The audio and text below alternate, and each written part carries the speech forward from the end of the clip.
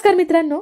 तर पारू मालिकेच्या 23 डिसेंबरच्या भागात आपल्याला असं बघायला मिळते की आदित्य पारू रात्री जंगलात अडकलेले असतात। पारूला सापांची भीती वाटते।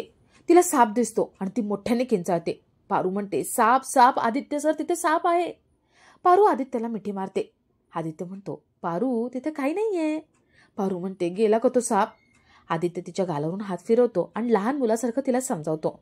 आदित्य म्हणतो, पारू गेला साप, बघ बरं तिथे काही नाहीये, बघ बघ समोर बघ। पारू समोर बघते, तिला काही नाही दिसत। पारूच्या जीवात जीव येतो आणि ती आदित्यकडे बघत असते। तर आदित्यजी पारूच्या डोळ्यात हरवून जातो आणि त्याला आठवतात ते लॅपटॉप मधले डोळे। त्याला डोळ्यांची आठवण होते आणि त्याला कळतं की हे तेच डोळे आहेत। आदित्य पारू एकमेकांच्या खूप जवळ आलेले असतात। आता पारू आदित्यच्या एवढे जवळ आली आहे, पण हे पारूचं किंवा अहिल्याचं स्वप्न तर नसेल ना? आणि स्वप्न नसेल तर खरं पारू आणि आदित्य एकमेकांच्या प्रेमात कसे पडतील हे बघण्यासारखं असेल।